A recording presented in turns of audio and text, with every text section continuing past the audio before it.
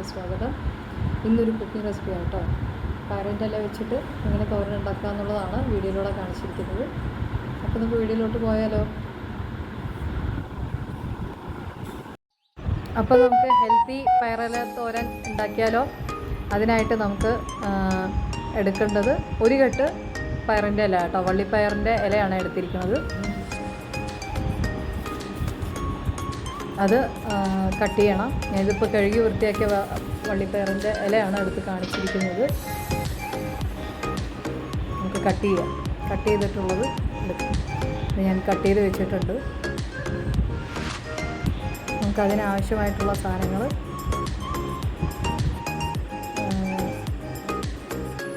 സവോള, ചെറിയുള്ളി തന്നെയാണ് ടേസ്റ്റ് കേട്ടോ. ഞാൻ ചെറിയുള്ളി തികയാത്ത കാരണമാണ് സവോള എടുത്തത്.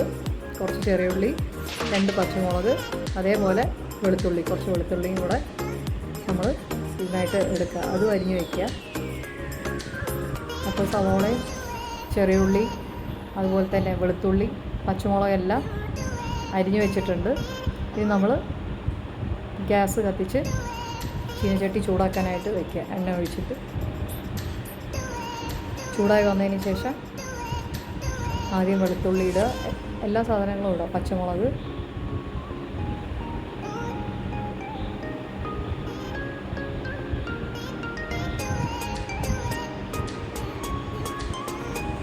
ചെറിയുള്ളി, സവോള എല്ലാം കട്ട് ചെയ്ത് വെച്ചിട്ട്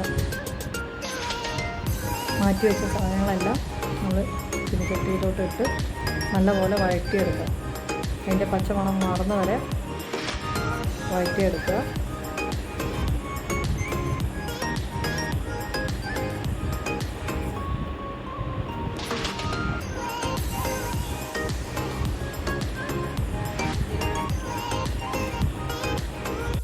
കുറച്ച് ഉപ്പ് കൂടെ ആഡ് ചെയ്തിട്ടുണ്ട്.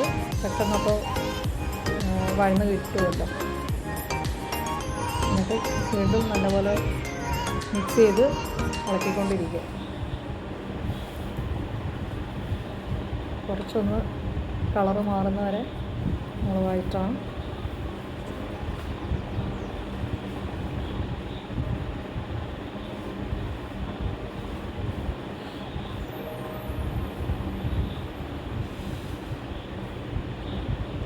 കളർ മാറി വന്നിട്ടുണ്ട്.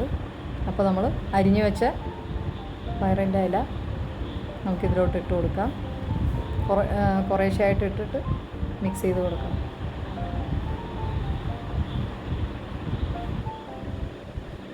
പിന്നെ ഉപ്പ് പോരെങ്കിൽ ആവശ്യത്തിന് കുറച്ചും കൂടെ ഉപ്പ് ഇട്ടിട്ട് വീണ്ടും നല്ലപോലെ മിക്സ് ചെയ്യുക.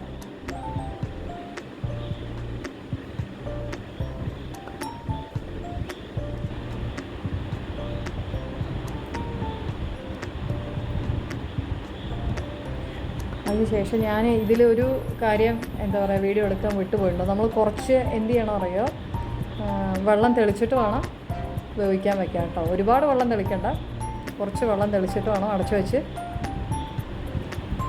ആവിയിൽ തന്നെ വെന്തോളും. ഇത് മറ്റ് ചീര പോലെ സോഫ്റ്റായിട്ടിരിക്കില്ല കേട്ടോ.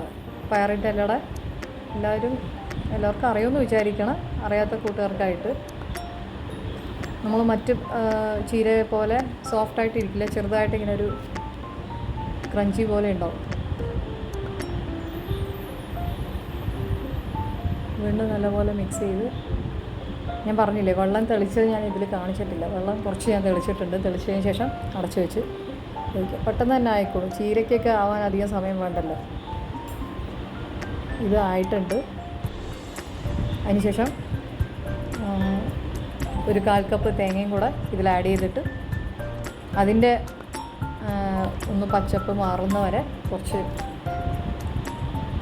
ഫ്രൈ ചെയ്തെടുക്കുക. വീണ്ടും നല്ലപോലെ ഇളക്കി യോജിപ്പിക്കുക. റെഡി ആയിട്ടുണ്ട് കേട്ടോ.